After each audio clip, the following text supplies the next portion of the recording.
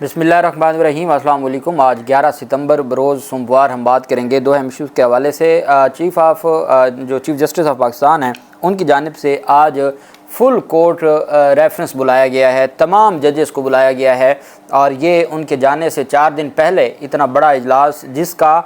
कब से कहा जा रहा था कि जी फुल कोर्ट इजलास बुलाया जाए, फुल कोर्ट रेफरेंस होना चाहिए, फुल कोर्ट होना चाहिए, बिल आखिर आज चीफ़ जस्टिस उमर अता बंदयाल साहब ने बुला लिया है और आज बड़े दबंग वहाँ से चीज़ें सामने आएंगी। उसकी तफसील मैं आपके साथ शेयर करूँगा और साथ हम बात करेंगे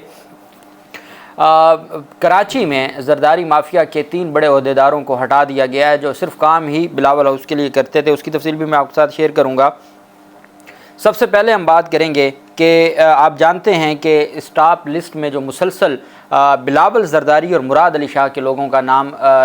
डाला जा रहा है, उसके बाद बिलावल जरदारी की चीखें निकलना शुरू हुई हैं और उन्होंने अपने बाप के नज़रिए से हट के एक कैंपेन शुरू कर दी है। बिलावल जरदारी की जानिब से कहा गया है कि मैं अब घर में अपने वालिद की मानता हूँ, लेकिन सियासत में मैं अपनी जमात की और अपने जमात के लोगों की बात मानता हूँ। इतना बड़ा बयान देना जरदारी का, बिलावल जरदारी का, जिसको बोलना आ गया है और आसिफ जरदारी के हवाले से ऐसी बात करना, बेसिकली तो ये वही है जो पहले नवाज शरीफ और शहबाज शरीफ की जानिब से जो खेला जाता है कि एक आंखें दिखाता है दूसरा पाँव पड़ता है। तो ये जरदारी ख़ानदान भी शरीफ ख़ानदान की तरह बिल आखिर वही सियासत सीख गया जो शरीफ ख़ानदान करता आ रहा था। जरदारी कहता है जी कि क्या बात है जी, बिस्मिल्लाह चीफ़ इलेक्शन कमिश्नर और जो इलेक्शन कमीशन के मेंबरान हैं, आप बहुत अच्छे हैं, आपने हल्का बंदियाँ करवानी हैं, हल्का बंदियों के बाद ही इंतखाबात करवाना, पहले तो सोचना भी नहीं। एक तरह से वो बातें करते हैं और दूसरी जानिब से बिलावल जरदारी कहते हैं जी कि हाँ जी नहीं, 90 दिन में नहीं 60 दिन में इंतखाबात होने चाहिए। 60 दिन तो वैसे अब टोटल रह गए हैं।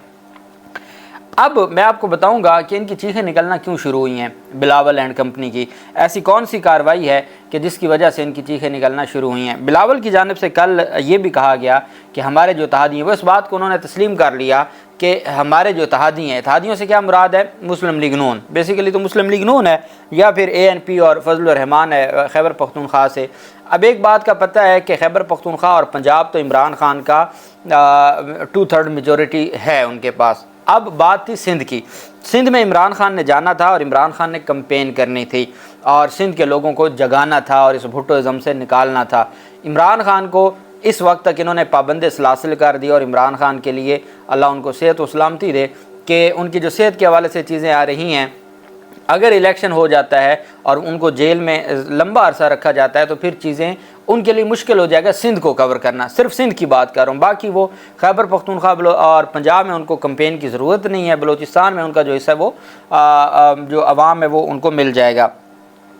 अब असल मामला ये है कि जो ये ग्रुप्स हैं, जो ये लोग हैं, ये अब बताते हैं, ये अब इनका जो मतबा नज़र है वो ये है कि जी इमरान खान जेल में बैठा, उसके बावजूद हमारे इत्तेहादी उनमें हिम्मत ही नहीं हो रही कि इंतखाबात की तरफ हैं। अब इसका मतलब ये है कि बिलावल जरदारी को तो पता है कि भाई सिंध में हमने जितनी जो जाली लिस्टें और इस तरह के मामलात करके और हमने जो अपनी ब्यूरोक्रेसी और जकड़ के रखा हुआ है और हमने लोगों को डरा के रखा हुआ है और वडेराइज़म में रखा हुआ है, लोगों की कोई अपनी सोच नहीं बचाई, लोगों को हमने मजबूर करके रखा हुआ है, हमें यहाँ से हमारी दोबारा यहाँ से हुकूमत बन जाएगी और हमें MNA की इतनी सीटें मिल जाएंगी कि हम अपोजिशन करने बैठ जाएंगे। ये बात बिलावल को तो क्लियर है। नून लीग के पल्ले तो बच्चा कुछ नहीं, वो पंजाब दे बैठा, मौलाना एंड ANP के बल्ले KPK में कुछ नहीं बचा। तो अब बिलावल इनको बातें सुनाते हैं और बिलावल कहते हैं कि जी ये लोग डरे हुए हैं। जो इस बात का ये इमरान खान पहले कहते थे, अब बिलावल जरदारी ने यह तस्लीम कर लिया कि हमारे दीगर सियासी इत्तेहादी डर चुके हैं, वो खौफ में मुब्तला हैं जो कि आम इंतखाबात से भी भागना चाहते हैं। तो इसका मतलब क्या हुआ, किसका खौफ है, वो जेल में बैठे कैदी नंबर 804 का खौफ है। और यही वजह है कि उस खौफ की वजह से अब इनको कुछ सूझ नहीं रहा, इनको कोई समझ नहीं आ रही कि किस तरीके से इन सारी चीज़ों से अपने आप को बचाएँ। अब जो बिलावल जरदारी है, इनको कैसे अचानक से इनकलाब आ गया। इनकलाब इनको इस तरह से आया कि स्टाफ लिस्ट में मुसलसल इजाफा होता जा रहा है اور اب کی بار جن لوگوں کو اسٹاپ لسٹ میں شامل کیا جا رہا ہے وہ بلاول زرداری کے قریبی لوگ ہیں اور مراد علی شاہ کے۔ باقاعدہ طور پر ایف آئی اے کی جانب سے رپورٹ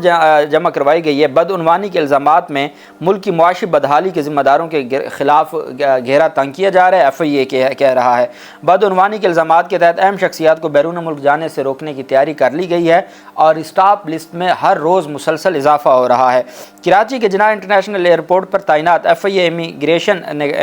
کہا ہے کہ وفاقی تحقیقاتی ایجنسی نے امیگریشن کی اسٹاپ لسٹ میں شامل ناموں کی تعداد اب 1000 سے بھی تجاوز کر گئی ہے۔ ابتدائی طور پر اسٹاپ لسٹ میں اعلیٰ ترین عہدوں پر فائز شخصیات کی بجائے ان کے قریبی ساتھیوں اور ان کے تعینات سرکاری افسران کے نام شامل ہیں، اور اس میں جو امیگریشن کی اسٹاپ لسٹ ایف آئی اے امیگریشن کی اسٹاپ لسٹ اس میں سابق وزیر اعلیٰ سندھ مراد علی شاہ، سابق وزیر خارجہ بلاول بھٹو کے بعض قریبی ساتھیوں اور افسران کے نام شامل ہیں، لیکن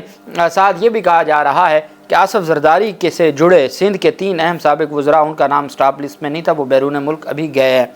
ایف آئی اے کا کہنا ہے کہ اسٹاپ لسٹ میں حکومتوں میں شامل سیاسی شخصیات اور سرکاری افسران شامل ہیں۔ اس کے علاوہ اسٹاپ لسٹ میں تاجر، بلڈرز اور صنعت کاروں کے نام بھی شامل ہیں۔ لسٹ میں مالی بدعنوانی، ٹیکس چوری، حوالہ اور ہنڈی کے کاروبار سے منسلک شخصیات، کرنسی، چینی اور پیٹرولیم کی اسمگلنگ میں ملوث افراد کے نام بھی اسٹاپ لسٹ میں شامل ہیں، اور ایف آئی اے ذرائع کے مطابق پی ٹی آئی کی فنڈنگ کرنے والی شخصیات کے نام بھی اسٹاپ لسٹ میں شامل ہیں، وہ پہلے سے بھی تھے۔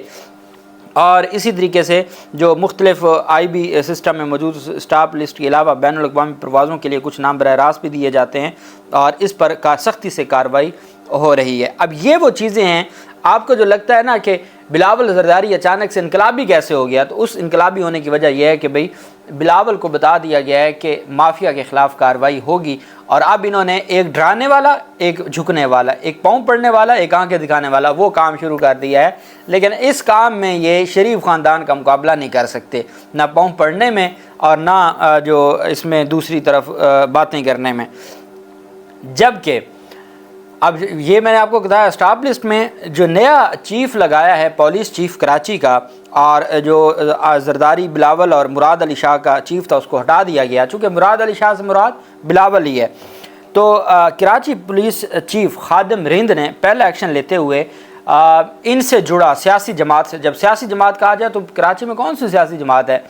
پیپلز پارٹی ہے، ایک ڈی ایس پی کو اور 2 ایس ایچ اوز کو ہٹا دیا ہے۔ یہ وہ لوگ تھے جو صرف اور صرف ان کے لیے کام کرتے تھے، جو صرف اور صرف بلاول ہاؤس کے لیے کام کرتے تھے، ان کے خلاف یہ ڈی ایس پی ہیں Sohrab Goth, Chaudhry Sohail Faiz, S H O ہیں S H O Rizvia Rashid Ali, اور S H O Surjani town Amin Solangi کو بھی عہدے سے ہٹا دیا گیا ہے، اور یہ ان کے خلاف جو کارروائی ہے اس کی وجہ یہ بتائی ہے کہ ڈی ایس پی اور ایس ایچ اوز کو منظم جرائم علاقے میں ہونے کی اطلاعات پر ہٹایا گیا ہے کہ وہ ان جرائم کو نہ روکنے میں ان کا کوئی کردار ہے، اور بلکہ وہ ان جرائم میں اضافے کا سبب بن رہے ہیں، اور اس طرح کی جو چیزیں ہیں وہ بڑھتی جا رہی ہیں۔ صرف یہ وہ کارروائیاں ہیں جس کے بعد اب ان کو، اگر یہ اتنے انقلابی تھے تو 16 مہینے ان کی ہی انقلابی پن میں این آر او ہو رہے تھے، ان کے ہی انقلابی ہونے کے وجہ سے آفیشل سیکریٹ ایکٹ میں ترمیم ہو رہی تھی، اس کے علاوہ الیکشن ایکٹ میں ترمیم ہو رہی تھی جس میں آئین کی خلاف ورزی ہو رہی تھی، سپریم کورٹ کے خلاف قانون سازی ہو رہی تھی، حلقہ بندیوں کے لیے منظوریاں ہو رہی تھیں، یہ سارے اس گناہ میں ملوث تھے۔ تو یہ اب کیا اچانک سے ان کا انقلاب جاگ گیا؟ یہ خوف ہے، یہ اب صرف بلیک میلنگ ہے کہ جی اگر آپ کریں گے تو ہم تو 90 دن میں انتخابات مانگیں گے۔ دوسرے لوگوں کے لیے پریشانی یہ ہے کہ 90 دن میں انتخابات بہت بڑی پریشانی ہے۔ آپ نے دیکھ لیا گلگت بلتستان میں جو کچھ ہوا کہ وہ انتخابات کے نام سے ہی گھبراتے ہیں۔ ان کو پتہ ہے عمران خان، عوام بھلے آپ عمران خان کو جیل میں بٹھائے رکھیں، عوام اپنے ووٹ مسترد کر رہی ہے عمران خان کے نام لکھ کے اور لو یو قیدی نمبر 804 لکھ کے، تو آپ کیسے ان کو روکیں گے؟ تو یہ، اور پھر آفیشل سیکریٹ ترمیمی ایکٹ تھا، پھر آرمی ترمیمی ایکٹ تھا، اور اس کے علاوہ بہت ساری قانون سازیاں تھیں جن کے حوالے سے انہوں نے خاموشی اختیار رکھی اور باقاعدہ طور پر اس کا حصہ بنے، باقاعدہ طور پر اس میں انہوں نے اپنی مدد شامل کی، اور اس کے بعد یہ قانون سازیاں ہوئیں، اور آج ان کو انقلاب یاد آیا ہے۔ قوم جانتی ہے کہ ان کو انقلاب تب یاد آتا ہے جب ان کو ڈنڈا دکھایا جاتا ہے، اور اس وجہ سے پھر ان کی چیخ و پکار شروع ہو جاتی ہے۔ چیف جسٹس آف پاکستان عمر رضا بندیال صاحب، آخری ہفتہ ہے ان کا، اور وہ بہت لمبا عرصہ پہلے لاہور ہائی کورٹ میں بہت لمبا عرصہ وہ بطور جج اور بطور چیف جسٹس رہے، پھر سپریم کورٹ آف پاکستان میں उनका एक बड़ा अरसा है और उनकी जो जजमेंट्स हैं पॉलिटिकल केसेस के अलावा उनकी जजमेंट्स, चूँकि मैंने बहुत ज़्यादा उनकी जजमेंट्स पढ़ी हैं हमारे सिविल मामलात को लेकर भी और क्रिमिनल लॉ पे भी और कॉन्स्टिट्यूशनल लॉ पे भी, तो उनकी जो जजमेंट्स हैं वो तगड़ी जजमेंट्स हैं और जजमेंट लिखने में उनका कोई सानी नहीं है। आपको याद होगा काजी फैज़िसा केस में जब रिव्यू का फ़ैसला आया था तो उमर अता बंदयाल अकेले ने 100 सफ़ात की जो जजमेंट लिखी थी, इतनी खूबसूरत जजमेंट थी कि वो उधर जो 6 जजेस थे उनको उनकी पूरी जजमेंट को वो उठा के फेंक देती है, इतनी खूबसूरत उसमें फिर हवाले भी दिए गए थे। अब मामला आ गया, उनकी सबसे बड़ी गलती जो मैं समझता हूँ वो थी 7 अप्रैल को जो कंप्रोमाइज़ किया और इलेक्शन की तरफ ना जाने दिया, जो आज मुल्क जिस दलदल में। दूसरी गलती इंसानी हकूक़ के ऊपर डाका डाला जा रहा था और उनकी खामोशी थी। और तीसरी गलती इंतखाबात से मुतल्लिक जो केसेस थे उन पर फ़ैसलों पर अमल दरामद नहीं करवा सके। मेरे 3 शिकवे हैं। बतौर कानून का तालिब इल्म मैंने उनसे बहुत सीखा है, आज भी उनकी जजमेंट्स हम पढ़ते हैं, लेकिन बतौर पाकिस्तान का शहरी उन्होंने ये जो 3 काम किए हैं जिस पर तारीख़ उनको माफ़ नहीं करेगी। आज उन्होंने फुल कोर्ट रेफरेंस बुलाया है, तमाम जजेस का फुल कोर्ट रेफरेंस है और उसमें बड़ी गर्मा गर्म तकारीर भी होंगी। एक दफ़ा पहले उमर अता बंदयाल के दौर में हुआ था, जब काजी फैज़िसा ने तकरीर शुरू की थी तो उमर अता बंदयाल उठ के चले गए थे। ये वो इजलास है जिसका बार बार मुतालबा किया जा रहा था दूसरे ग्रुप की जानिब से कि फुल कोर्ट बिठाएँ, फुल कोर्ट बिठाएँ, फुल कोर्ट हो। उस फुल कोर्ट का इजलास आज बुलाया गया है और जो चीफ जस्टिस उमर अता बंदयाल हैं वो तलख हकीकत आज उस फुल कोर्ट में जजेस के सामने रखने जा रहे हैं कि किस तरीके से अदालतों की तौहीन हो रही थी, किस तरीके से अदालतों की बेतौकीरी हो रही थी, किस तरीके से अदालतों के ख़िलाफ़ पार्लियामेंट के अंदर और बाहर प्रेस कॉन्फ्रेंस और करारदादें मंजूर हो रही थीं। और उस वक्त हमारे जजेस सिर्फ़ अपने ज़ाती अना में सुप्रीम कोर्ट की तौकीर और तौहीन के ख़िलाफ़, तौकीर के लिए और तौहीन के ख़िलाफ़ खड़े ना हुए और अपनी खामोशी में रहे और आइन पमाल होता रहा और वो अपने ही इख्तलाफी नोट 3-4-4-3-3-4 की राग अलापते रहे। आज उमर अता बंदयाल साहब इन सारी चीज़ों से पर्दा उठाने जा रहे हैं और जैसे उन्होंने ये फ़ैसला दिया है जो दरख्वास्त मुस्तरद की वफाकी हुकूमत की और उसमें जो सारी तफसील लिखी है कि किस तरीके से PDM हुकूमत करती रही है, आज जो अंदर की तकसीम है उसके ऊपर भी उमर अता बंदयाल साहब बड़ा कानूनी, आइनी और सियासी धमाका करने जा रहे हैं। अल्लाह पाक पाकिस्तान का हामी और नासिर हो। बहुत शुक्रिया। अल्लाह हाफिज़। पाकिस्तान जिंदाबाद।